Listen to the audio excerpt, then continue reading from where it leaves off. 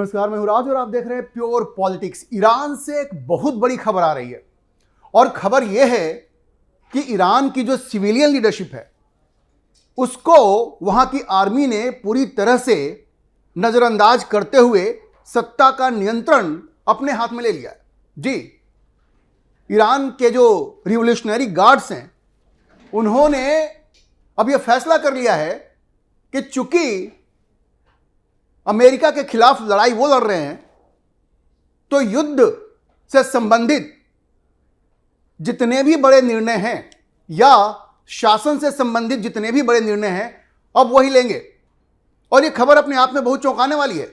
चौंकाने वाली इसलिए है क्योंकि अब तक ईरान में व्यवस्था ये थी कि वहां का जो सुप्रीम लीडर कहता था वही चीज वहां पे फॉलो की जाती थी।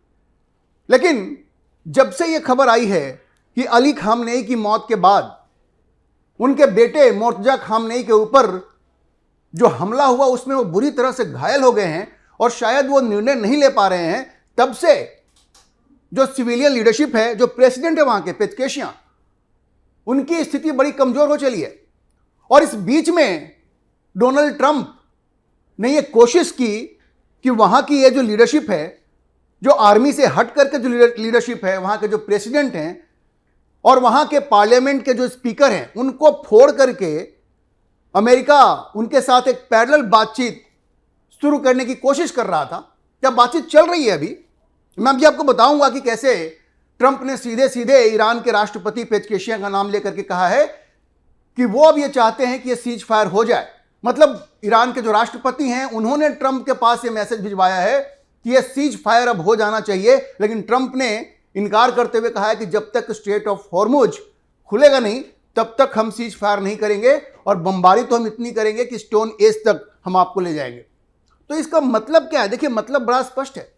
डोनाल्ड ट्रंप ये चाह रहे थे कि ये जो ईरान के राष्ट्रपति हैं और पार्लियामेंट के जो स्पीकर हैं उनको अपने पक्ष में करके या उनके साथ एक पैरेलल बातचीत की जाए। और शायद ये बातचीत चल भी रही थी और जैसे ही ईरान की जो आर्मी है, वहां के जो रिवोल्यूशनरी गार्ड्स हैं, उनको ये भनक लगी तो उन्होंने सत्ता का नियंत्रण अपने हाथ में ले लिया। और देखिए, ये जो खबर आ रही है वो ईरान इंटरनेशनल में छपी है। ईरान की जो रेप्यूटेड पब्लिकेशन है ईरान इंटरनेशनल, उसमें यह खबर छपी है कि ईरान के इस्लामिक रिवोल्यूशनरी गार्ड कोर्प्स ने पूरी तरह से सत्ता पर नियंत्रण कर लिया है। और अब ये जो ईरान के राष्ट्रपति है पेजकेशियां, वो निर्णय नहीं ले पा रहे हैं। उनके साथ आईआरजीसी जो है, रिवोल्यूशनरी गार्ड्स जो है, उनके बीच 36 का आंकड़ा हो गया है। और ईरान के रिवोल्यूशनरी गार्ड्स ने ईरान के राष्ट्रपति को यह कह दिया है कि भाई हम खून बहा रहे हैं, आप अमेरिका से बातचीत नहीं कर सकते। अगर यह खबर सच है तो जैसे ट्रंप ने कहा कि प्रेसिडेंट से बातचीत चल रही है, वो उतने हार्डलाइनर नहीं है, मॉडरेट हैं, तो हमारी उनसे बातचीत चल रही है। तो ईरान की आर्मी ने कहा कि भाई खून हम बहा रहे हैं तो फैसला हम करेंगे, आप फैसला नहीं करेंगे। तो ये जो खबर है ये बहुत बड़ी खबर है कि ईरान की आर्मी ने एक तरह से ईरान में तख्ता पलट कर दिया है। तख्ता पलट ही कहेंगे, कहने के लिए आप राष्ट्रपति हैं, अगर आप निर्णय नहीं ले पा रहे हैं। खबर तो यह भी है कि ईरान के राष्ट्रपति जो मोर्तजा खामनेई से मिलना चाह रहे थे तो उनको वहां मिलने नहीं दिया गया। ईरान की आर्मी ने कहा कि नहीं, आप नहीं मिल सकते। तो इस तरह से आप समझिए कि उनके पास अपनी कोई अथॉरिटी नहीं रही। और ईरान की आर्मी का कहना है कि अब सारे डिसीजन हम ही लेंगे, आप नहीं लेंगे। अब अगर इस रिपोर्ट की माने तो ईरान की आर्मी ने सारे महत्वपूर्ण वहां के जो इंस्टीट्यूशंस हैं उन पर कब्जा कर लिया है। और समस्या यह है कि अली खामनेई तो मारे गए, जो सुप्रीम लीडर थे, उसके बाद वो जगह मिली उनके बेटे मोर्तजा खामनेई को, लेकिन वो भी अमेरिका के हमले में बुरी तरह से घायल हो गए, ऐसी खबर आई।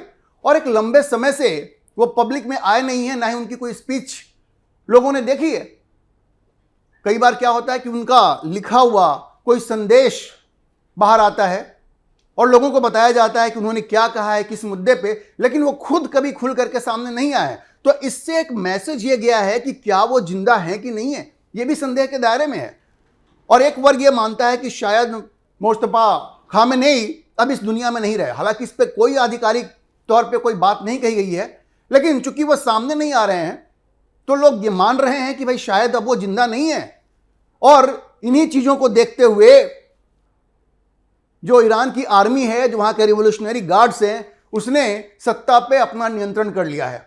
और देखिए, रिपोर्ट ये कहती है कि जो एक मिलिट्री काउंसिल है, जिसमें कि सीनियर IRGC के ऑफिसर्स हैं, रिवोल्यूशनरी गार्ड के ऑफिसर्स हैं, वही अब सारे महत्वपूर्ण डिसीजन ले रहे हैं। जी, सारे महत्वपूर्ण डिसीजन अब यही लोग ले रहे हैं।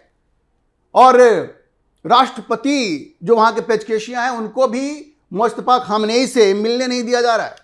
यहां तक कि जो बड़े अपॉइंटमेंट्स हैं वो भी प्रेसिडेंट नहीं कर पा रहे हैं, क्योंकि पहले परंपरा ये थी कि प्रेसिडेंट सुप्रीम लीडर से मिल करके ये सारे अपॉइंटमेंट्स, जैसे इंटेलिजेंस चीफ की अपॉइंटमेंट है, वो सब वो करते थे। लेकिन अब चूंकि प्रेसिडेंट को मुस्तफा खामनेई से मिलने ही नहीं दिया जा रहा है, तो ये अपॉइंटमेंट्स नहीं हो पा रहे हैं। अभी हाल की खबर यह है कि प्रेसिडेंट एक अपॉइंटमेंट करना चाह रहे थे इंटेलिजेंस की, ईरान की आर्मी ने उसे रोक दिया, कहा कि नहीं, ये आप नहीं कर सकते।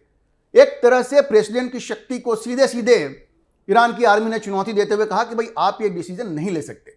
अच्छा देखिए, एक नए पोस्ट में ट्रूथ सोशल पे डोनाल्ड ट्रंप ने यह कहा कि ईरान के जो नए राष्ट्रपति हैं, जो कि उतने कट्टर नहीं हैं, बहुत ज़्यादा नॉलेजेबल, इंटेलिजेंट हैं और अपने पूर्ववर्ती राष्ट्रपतियों की तुलना में ज़्यादा समझदार हैं, उन्होंने अमेरिका को सीज फायर के लिए कहा है। देखिए, ट्रंप इस तरह की बात करते रहे हैं। अब तक तो वो कह रहे थे कि किसी बड़े लीडर से बातचीत हो रही है, नाम नहीं बता रहे थे, लेकिन अब उन्होंने ट्रूथ सोशल पे लिखा है कि जो नए राष्ट्रपति हैं उनसे उनकी बातचीत हो रही है और वो ये चाहते हैं कि अब सीज फायर हो जाए। लेकिन ट्रंप ने कहा कि जब तक स्ट्रेट ऑफ हॉर्मुज को नहीं खोला जाएगा, open, free and clear straight of Hormuz नहीं होगा, तब तक ये युद्ध नहीं रुकेगा, तब तक ये सीज फायर नहीं होगा। हालांकि ईरान के जो विदेश मंत्री हैं अब्बास अरागची, उन्होंने अल जजीरा के साथ एक इंटरव्यू में कहा कि भाई ये सीज फायर के पक्ष में हम नहीं हैं और ये रुकेगा नहीं। उन्होंने कहा कि आप ईरान के लोगों को आप धमका नहीं सकते, इस तरह की धमकी की भाषा नहीं दे सकते, डेडलाइंस नहीं दे सकते, और ये युद्ध तो चलता रहेगा। अच्छा देखिए, समस्या क्या है कि डोनाल्ड ट्रंप किसी भी तरह से अपनी इज्जत बचा के इस युद्ध से बाहर निकलना चाहते हैं, क्योंकि वो पूरी तरह से अलग थलग पड़ गए हैं। अमेरिका में उनकी इतनी आलोचना हो रही है, इन्फ्लेशन चूंकि बढ़ रहा है, अमेरिका में तेल की कीमतें भी बढ़ रही हैं, और नवंबर में मिड टर्म इलेक्शंस होने वाले हैं। अभी रॉयटर्स और इप्सॉस का एक जो पोल आया है, उसमें बताया जा रहा है कि उनकी रेटिंग अब तक की सबसे कम रेटिंग है, 37% की रेटिंग है डोनाल्ड ट्रंप की, अगर रॉयटर्स के इस पोल को माने तो पूरी तरह से अलग थलग पड़ गए हैं। नेटो के मेंबर्स ने भी उनका साथ छोड़ दिया है। वो कह रहे हैं जी हमें इस युद्ध से मतलब नहीं, this is not our war. चाहे फ्रांस हो, जर्मनी हो, ब्रिटेन हो, सब ने कह दिया कि ये स्ट्रेट ऑफ हॉर्मुज में हम आपकी तरफ से लड़ने नहीं जाएंगे, और ट्रंप इस बात को लेकर के बड़े नाराज हैं। किसी ने उनका साथ नहीं दिया। अब ट्रंप इतने अलग थलग पड़ गए हैं कि वो किसी तरह से अपनी इज्जत बचा करके वहां से भागना चाह रहे हैं। तो अब वो कह रहे हैं कि स्ट्रेट ऑफ हॉर्मुज खुले या नहीं खुले, हम अगले 2 से 3 सप्ताह में इस युद्ध को खत्म कर सकते हैं। सोचिए कितनी बड़ी पराजय अमेरिका की होने वाली है। अच्छा देखिए, इस ईरान युद्ध से एक चीज तो हुई है, भारत के पक्ष में क्या चीज गई है।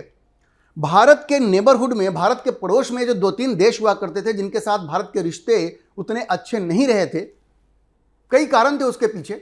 बांग्लादेश से देखिए रिश्ते किस तरह से बिगड़ गए थे मोहम्मद यूनुस की वजह से, उस अमेरिकी पिट्ठू की वजह से।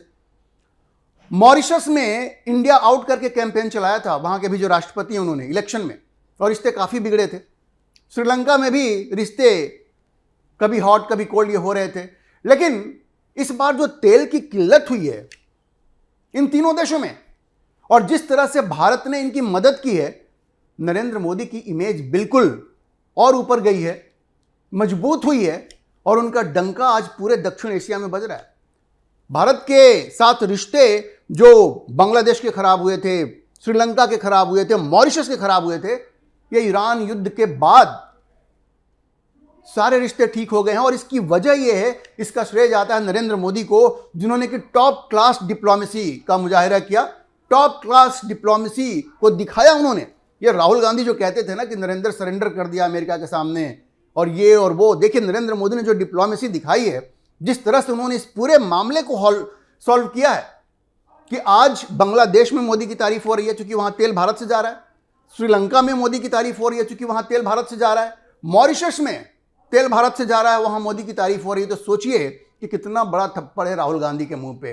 ये कहते थे कि नरेंद्र मोदी की डिप्लोमेसी ठीक नहीं है, सारे देशों से रिश्ते खराब हो रहे हैं। कुछ लोग कहते थे कि ईरान के अली खामनेई की जब हत्या हुई तो भारत ने कोई सांत्वना नहीं दिया तो रिश्ते खराब हो जाएंगे। लेकिन यह सब गलत साबित हुआ और ईरान ने जिन 4-5 देशों को स्ट्रेट ऑफ हॉर्मुज से जाने की इजाजत दी है उनमें से भारत भी है जी। तो भारत ने भले ही उसकी निंदा ना की हो, लेकिन ईरान ने भारत को इंपॉर्टेंस दिया, महत्व दिया और भारत को भी स्ट्रेट ऑफ हॉर्मुज से गुजरने की खुली छूट दी है। तो आप समझिए कि इस युद्ध के बाद नरेंद्र मोदी की छवि काफी निखरी है। और जहां तक इस युद्ध की बात है, सीज फायर की बात है, पूरी दुनिया ये मानती है कि नरेंद्र मोदी ही वो लीडर हैं जो कि इस युद्ध को रोक सकते हैं, सीज फायर करवा सकते हैं। अमेरिका में भी ये बात हो रही है, यूरोप में भी ये बात हो रही है और खुद ईरान ये मानता है कि नरेंद्र मोदी ही एक निष्पक्ष मीडिएटर हो सकते हैं। तो अगर इस युद्ध को रोकना है तो नरेंद्र मोदी को एक पॉजिटिव रोल प्ले करना पड़ेगा और प्रधानमंत्री मोदी निश्चित रूप से रोल प्ले करेंगे। हाँ, वो ये जरूर देखेंगे कि भारत का इंटरेस्ट कहाँ है और उसको देखते हुए वो एक निर्णय लेंगे। तो आप मान के चलिए कि प्रधानमंत्री मोदी की छवि इस युद्ध के बाद जितनी निखरी है, अभी उसमें और भी निखार आएगा और इस युद्ध को खत्म करने में वो एक पॉजिटिव और इंपॉर्टेंट रोल प्ले करेंगे। अभी के लिए इतना ही। हम इस खबर पर नजर बनाए रखेंगे और आपको अपडेट करते रहेंगे। इस विषय पर आप क्या सोचते हैं, अपनी राय कमेंट बॉक्स में जरूर लिखें और अगर आपको ये वीडियो पसंद आया हो तो आप इसे लाइक करें, शेयर करें और हमारे चैनल को सब्सक्राइब जरूर करें।